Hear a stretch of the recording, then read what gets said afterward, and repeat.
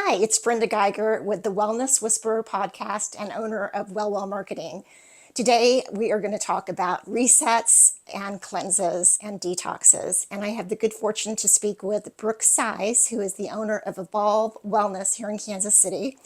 And she is a functional medicine practitioner who is certified in holistic nutrition from the Institute of Functional Medicine. And she's also a licensed professional counselor. So she gets to work with a lot of people who are having digestive issues, eating disorders, mood swings, gut issues, and really has some great insight on what is healthy and what is harmful when it comes to doing your January reset or detox. So let's dive in and ask Brooke some questions about fasting, colonics, foot detoxes, gut detoxes, liver detoxes, all the detoxes, and find out what's healthy and what's harmful. Let's dive in. Welcome to the Wellness Whisperer. I'm here with Brooke Seiz, and we are going to talk about the harmful and helpful things that go on when someone wants to do a detox. We're going to break it down. There's tons of them out there, but because she is a functional medicine practitioner, she knows what's healthy and what's harmful. But we're going to start with the controversial side. There was a gentleman that was quoted in The Guardian. His name is Professor Ernst. He's from Exeter University in the UK. He said there's two types of detoxes. One is respectable and the other isn't. The respectable one, he says, is for medical treatment for people with life-threatening addictions. The other detoxes in the world are being hijacked by entrepreneurs, quacks, charlatans, anyone selling bogus treatments that allegedly detoxes your body. So let's respond to Dr. Professor Ernst. What do you feel about his statement that they're bogus and that unless you're having alcoholism detoxes, you don't need it? Yeah, we could talk about that for quite a while. So I'm going to try to kind of summarize my response, which is that it is true that our body's detoxing all the time, and there is definitely an area of being highly exposed to something that's greatly impacting our quality of life, like being addicted to a substance, like being exposed to a pollutant that has someone unable to leave their home and in bed all day. And in those cases, like that is probably what he's saying. This is where what we're talking about when we talk about detox, right? And needing a detox Mm-hmm. program, which definitely is like true, right? We need it in those cases to get the body back into balance and be able to function day to day. But then there's low level, you know, there's a whole continuum of detox, which goes into we do live in a very different world than we lived in hundreds and thousands of years ago. We have high levels of more toxic compounds in our, food packaging, in our environment, in homes and body care, in all these places. And so we get exposed to those, and they can have impacts in our body on our hormones or on our gut that may be affecting things that we don't realize are connected, like things like hormonal issues, or oh, my energy is not great, or all the things that we hear a lot of people complaining about, and chronic disease in general. And in those cases, our body is trying to detox those, but if that toxic burden is too high for our body's ability to detox, and that's going to depend on genetics and our health conditions and our lifestyle and all of that, um, then doing some extra things to support uh, the detox pathways and processes in the body is really important to help the body do that. And so I think a lot of times there are some not great detoxes out there that people are promoting, but supporting the body and doing what it needs to do with the higher toxic burden we have now is, I think, where he's not not aware of or speaking to, or the need for that. Sure. So, and thank you, because I absolutely agree. And just going to the grocery store last night to get some Amy's chili, because I had to have chili and it's the healthiest I can find in the can. Watching what people were buying, the Cheetos and the liquor, and I'm like, they need to talk to Brooke about her winter reset. So tell us the definition, the clinical definition of a detox, just in Yeah, it depends if we're talking about, I always talk about this in the class that I do on detox, which is that detoxification in the body is a process, right? There are various pathways we can talk about. There's a lot of different, there's phase one, phase two, phase three. There's this whole physiology, biochemistry, and physiology of the body that does this, right? And it's happening all the time. And so that's kind of like what's going on in the body is its whole own picture. But then when we say like what is a detox, it is the process of reducing our exposure to something. In the case of, okay, I know specifically I've been overexposed to this, we're taking it away and we're letting the body recover. And then if we are supporting the body from a nutritional perspective, then we're supporting those phases of detox by giving the body the nutrients it needs to do that. And we're um, adding in foods that support the body and taking away the things that add burden. So we're like we're basically reducing our need to deal with stuff and improving our ability to deal with stuff at the same time. Because to get healthy, the quote is you have to either start something or stop something. And with the detox, it sounds like you're kind of doing a bit of both. Doing Yeah, both. Yeah. yeah, yeah. Um, so does everyone in today's modern world probably need to consider a cleanse or a detox once a year? Or what's your opinion on that? Yeah, my opinion is, I mean, I always like helping people sort out what they need for themselves and what they're able and ready to do. But yeah, I think generally speaking, doing some sort of time where we reset, even if it's like a technology detox or it's a nutritional detox or I need more sleep right now, like to stop and evaluate. To me, a reset is like it's a time to stop and evaluate, what do I need right now? And give the body what it needs. And I think that's really important to do at least once a year and really a few times a year to kind of check in and what do I need for the next season? What do I need for the next few months? Um, that's very helpful, and I agree because we always fall back into old habits, and then it's like come spring, we might need to make some adjustments one more time. Is there any cases when someone should not be even considering to do a cleanse or a detox, and who falls into that bucket? Mhm. I think that it depends on the what the detox is, right? So if the degree of the detox is we're really cleaning up the food plan, we're doing a little bit of maybe there's even some intermittent fasting in there. There's, what is the plan? Like if there's a lot of nutrients that are really going to kind of push the detox pathways in the body and that person has been exposed to something or they've been on a standard American diet and it's a little too much too fast is more what I think about. Which is something that I always address in programs I do. I just make sure that's not happening for anyone. Mhm. So I think it's appropriate for most everyone, program depending, but they don't want to do too much too fast. Sure. And can you break down, are there 5 stages of drainage going on in the body? What happens in a very basic Yeah. Sesame Street terms? Right, right, right. So detox wise, we've got phase one, which is in the body, toxins are taken and they're actually made a little bit more they're made a little bit more toxic in that process. It's just part of the process of getting them to elimination. Phase two, they are made able to transport in the body. And then there's phase three, which is actually when they're eliminated out of the body. And so Mhm. there's three. I could say a lot more about those. There's three phases. There's a lot of nutrients involved in each phase. Um, and then there's cellular detoxification, which also is happening, especially when we're fasting. That happens. Sure. Sure. Yeah. I was researching today in preparation for this, and I saw this huge biology chart, which reminded me of you. It's because you were describing in your webinar on January 3rd what really goes on in the body. It's quite fascinating Yeah, what we have to manufacture to digest what we put in our body and how the bad stuff goes away. It's amazing.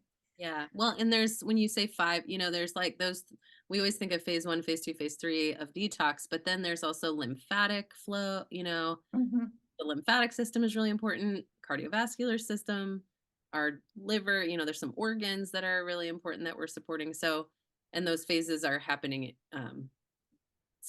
Multiple systems in the body are involved also. Which I will say, listening to you, it's assuring to have someone you like you're guiding people through the process because you understand all those nuances, not just the food piece as a nutritionist, but as a functional medicine provider, the biology and the hiccups and the withdrawal symptoms and just all that goes into it. It's not as simple as walking into a store and say, I'm just going to do a lemonade diet for 3 days or fast. It's just not that simple, or it shouldn't be. Right. Um, describe how you personally go about doing a cleanse or a reset, because you probably, being in the business for 15 years, have found a way that really works for you. Yeah. And do you mean for me personally or when I do groups, like how I lead the I'm group? assuming that what you're teaching is what you do personally. Yeah. So, yeah. Yeah, it is. Although I would say I will put a program like in my groups. I have a plan, but then it's really individualized from there. Oh, okay. Um, in terms of where somebody's at. Like if somebody comes in and they're like, I've been eating standard American foods, like I don't really eat vegetables. I haven't really done anything with my nutrition ever, versus the person who's like, I've been, eating a paleo food plan or a vegetarian, like they're really eating a lot of vegetables and they've been eating pretty clean for like 5 years. Their plans will look a little bit different so that in 10 days, I don't have someone sick and someone, like not getting what they need. That makes sense.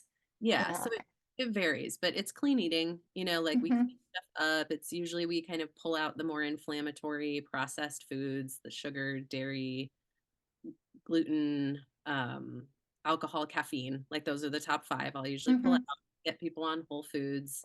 It can fit their plan, like if they're vegan, vegetarian, or they do better having some animal protein. Eh, To me, you can detox either way. Uh, Hmm. we just want to get all the nutrients in. And then either way, there's all the mindfulness, extra sleep, making sure we maybe get some sweating happening to get some things out through our skin.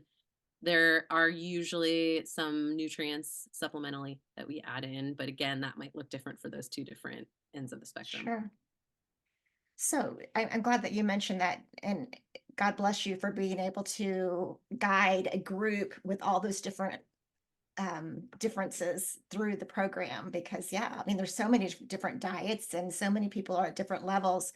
Let's Mhm. talk about an athlete. Let's say, not we're not talking about your program, just in general. They came to Evolve Wellness. They're 25 years old. They're a cross country runner. They sweat all the time. Would they also be someone that would need to do a reset in the winter or not because of that activity level and sweating level? Yeah, yeah. Probably depending on what they're eating, Mm, like, I mean, you have some people who are almost like on what would be like an average detox plan all the time, but I think those are more rare. So it depends what that athlete's eating, but mhm. most likely if they would be like cleaning up the food and giving them some extra supplemental support to kind of like help that happen a little faster. And for an endurance athlete, we might actually rest, Ah, yeah. So, sit in the something sun we and yeah, sweat a little something bit. we forget to do. And then what about women that are currently, still menstruating? Is there anything that you need to be cognizant with them when you're taking them through a program so you don't throw off that hormonal system? Yeah, and say the first little part. For Women that that are still having their menstrual cycle. Yeah, yeah. Um, that would be fine. I mean, sometimes it's nice to time it with the cycle because Mm, actually when, during a period is a good time to like the body's kind of naturally wow. cleansing, and so that's actually a good time to do it. Okay. But it's not contraindicated or anything in a cycling woman. And let's say you have an older a patient that comes in and they're in their 80s and they haven't exercised for 40 years, just really concentrating then on their cleaning up their diet and helping them. eh, Okay. Yeah, yeah, it would be I would still say the food plan applies depending, maybe little adjustments, and then it's finding like what does some healthy movement look like that's safe, that is helpful, supportive, Okay. not too much. And this probably doesn't happen, but do you have any mothers, since you deal with a lot of women in your practice, ask if they can bring their children along, through the reset program. And is that wise at all for kids to participate? Yeah, I would, if kids did it, I would have them just kind of do the food plan and make sure that whatever that is, like if mom is eating a certain way and it's not appropriate for a kid, we'd adjust that. Uh, Hmm. Sometimes when we pull out some of the inflammatory foods, it's like the macronutrients change rapidly in what they're eating in a day. Like if we take bread, if we reduce bread and pasta and sweets, sodas, all that, all of a sudden, sometimes people are on a low carb food plan by accident. So kids, we might not want to be there. So we'd make sure they're getting plenty of like brown rice and Oh, fruit, okay. like they're getting a Sure. good range of whole foods. But and then I probably wouldn't do like the supplements with them. We would just make sure they're on good healthy foods and maybe getting some extra downtime at home. So I know in the world, I looked up there, I think the detox industry is like a $50 billion industry worldwide, predicted to be maybe 70 million by or billion, excuse me, by next year. So it's incredible. But when you look out there, it's kind of scary because you've got the juice diets, you've got the pills and the powders and the this and the that, and it's just readily available to people anywhere. What is your, and I know there's some good juices. I know there's some juice shops that it's all wheat and barley and lemon juice and it's the fresh organic, but it's still just juice. What is your opinion on a juice cleanse Yeah. only? Yep.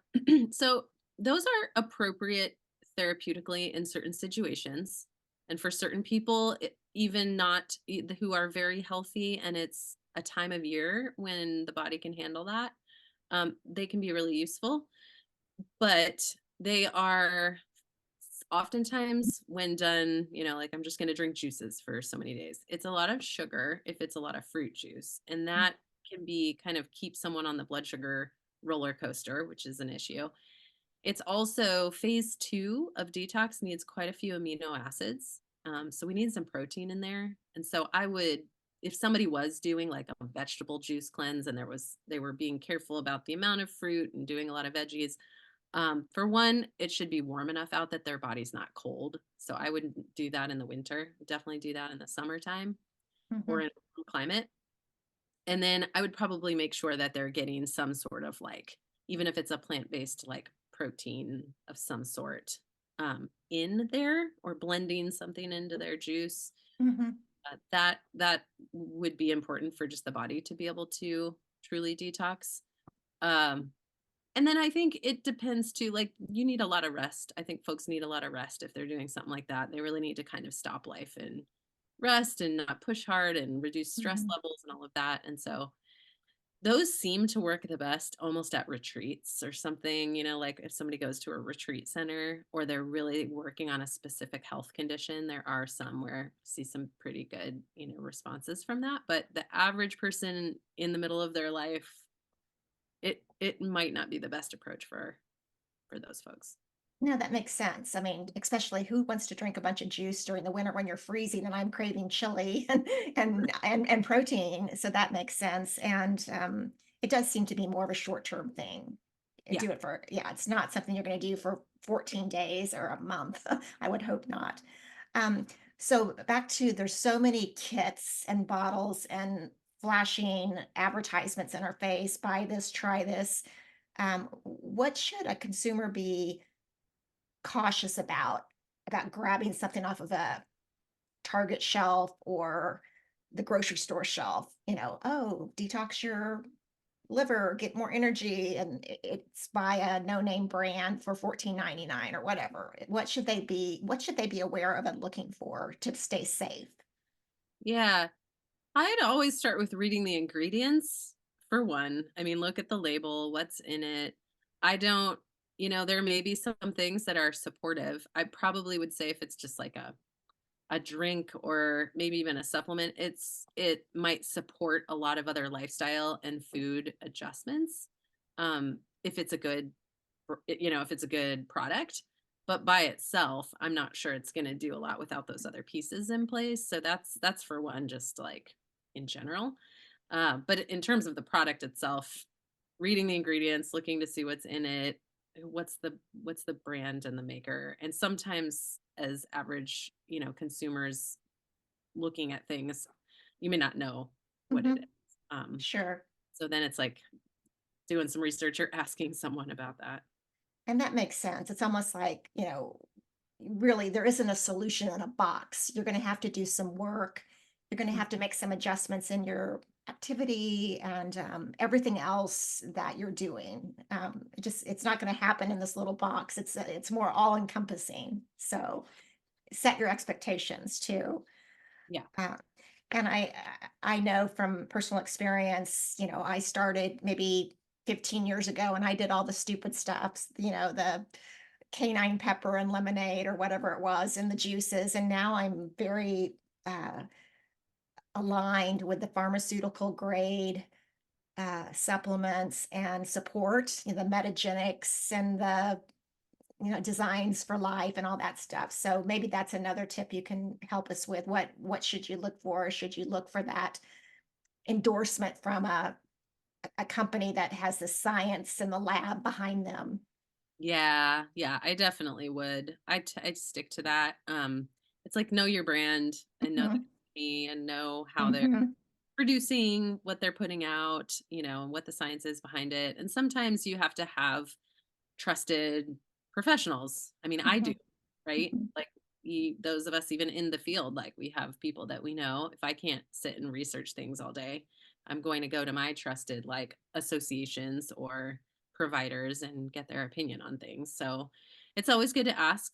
Um, there's like you named a few good companies for detox. I love Quicksilver Scientific. They have really good products. Designs for Health, you mentioned. Hmm. Metagenics is a good company. Um, I actually use in the reset program I do, I use a combination of Quicksilver Scientific and Designs for Health.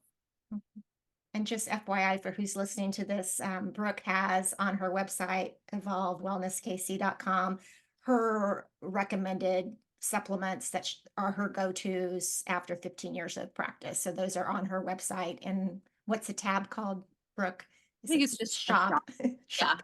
Yeah. Okay, good. And then let's talk about price. I am on Instagram all the time because that's part of my profession as a marketer. And I see a lot of different practitioners saying, oh, jump aboard my January cleanse and it's starting at $750. And I'm like, oh my goodness, that's pretty pricey. So, talk about the costs that you should expect if you're going to do a healthy cleanse. Yeah, yeah. I can speak to the one I do. I'm sure there's like a whole range of what's out there. Mine, it's I created mine to really just try to give it's going to be seasonal, I think. It has just been in January, did it in October last year, and hoping this year to get May going and then keep those going every year. So um the food plan's different each season. Mine is kind of set up to be season appropriate, both in mind and body with what we do. It's 150 without the supplements. It's 395, I think it is, with the supplements. And so it kind of just depends, like, and I'm feeling like I veered from your question just a little bit. No, you didn't. That's Okay. very helpful to know that I like that you have the two tiers because it makes it in reach for people without, oh, if you can't have the supplements, you can't join. Yeah, yeah, yeah. It's meant to kind of provide us a group space where we get 4 different hour-and-a-half Zoom meetings throughout the program. So there's a lot of FaceTime, a lot of individual support. And then there's content that goes out throughout the time, and there's meal plans that are, more complex versus like a basic plan. So it's meant to Mhm. also fit different lifestyles. Like if you want to cook or you want to keep things simple. Um, Yeah, yeah. So the name of your program again is called Winter Reset, it's and the it's Vibrant Winter Reset. Vibrant Winter Reset, and it starts January 14th through the 24th. 24. All right. Mhm. And that will be also in my show notes. There's a couple things that we didn't talk about that I wanted to at least get your opinion on, and it kind of circles back to starting with the negative. What is your opinion on the intestinal cleansing things out there that are like laxative teas and colonics? Is Yeah. that something that's borderlines on harmful, or does that just need medical supervision, or what's your opinion on those things? Yeah, there's a place for them, but I wouldn't use them if digestion is relatively good. Like if we're going to the bathroom every day, um, basically like there's movement through the digestive tract. Hmm. I really like to start with trying to support and continue with that and not get in and interrupt it too much. Meaning, if we're really going deep, we might look and get some testing on the gut, see what's going on, and continue to support it. Where the laxative teas personally will use with clients is like if we really just aren't going and we need a Uh, little, like, we need some support now while we sure. get the root causes sorted out. Hmm. Same with colonics. I've seen them be really helpful when people have various conditions, like even, neurological stuff going on below the waist where there's going to be some issues with having regularity with digestion. They're Hmm. really helpful. Or if somebody's like really pretty constipated, kind of going in and clearing out. But we know that when that happens, like with a colonic, we're also going in and disrupting the microflora by clearing out. And so if it's already pretty disrupted, like, it's a good kind of way to get things moving as we're working on re-inoculating and getting good bacteria in there. But I don't love them if things are relatively okay, because I don't want to Hmm. and mess anything up. We want to just keep improving it. So it just depends. Enemas are a little gentler than colonics, so sometimes that's a better place to start. But Sure. And then moving down the body from the gut to the feet. You see a lot of these advertisements. I think my husband fell for it because I asked him what these little pads were laying in the corner. Oh, he had bought the foot detox pads. yeah, Do those work? Is that hocus pocus, or is that depend on who you get them from? it's probably who you get them from, and I Okay. I had glanced that you were wondering about that, and I was thinking, like, I almost feel like I can't entirely, like, in an educated way respond to that because I haven't done a lot of research on it. Hmm. I think it's intriguing, but I just Hmm. don't know a ton about all of them. I've seen, like, the bath ones, right? Hmm. And, like, Hmm. and then there's different types of things, so there's a lot going on with feet, and Hmm. but, yeah, I'd really have to kind of talk more to someone about that and be able. Sure. No, no, that's fair. So, anything else that you want to share about? Maybe leave us with a couple tips about just being a wiser shopper when you're looking to do something to clean up your mind and body. What should you be aware of? Yeah. So one thing to start with is, of course, Whole Foods. If it's in a Mm-hmm. box, what else is in there? Um, so trying to get kind of off processed stuff and get onto whole foods, veggies, fruit, couple, servings of fruit a day that's in season. Um, if animal protein's a part of it, like naturally raised if possible, organic if possible. So quality. When it comes to fruit, if we can get organic, ideally organic. There's also the EWG.org has the Clean 15 and the Dirty Dozen. So that's a good place to start getting organic on the Dirty Dozen and maybe conventional on the Clean 15 if budget wise that makes more sense. Um, Usually we kind of pull dairy out on a detox, but if it's in there for someone, pastured, 100% grass fed, pastured, raised, um, from the source for all that dairy. What else am I forgetting here? Oh, body care. So Mm-hmm. taking a look at like what chemicals are we using in our environment, what's on our body, and I will name that is like a big area if folks haven't looked at it, and it can be a little bit stressful to like try to change all that for a detox. So I would invite not letting that turn into a stressful thing, but just kind of thinking about like, can I avoid anything that I know is like a chemical I use to clean in my home for this time period? Maybe consider, eventually replacing it. Mm-hmm. Wonderful. Well, I know this is the busiest month for you. Brooke has three children. She sings, she runs a practice, she does it all, and she has her winter vibrant reset coming up next week.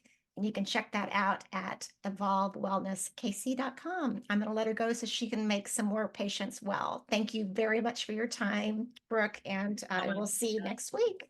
All right. okay, sounds good. Thanks. All right. Thank Bye. you. Bye.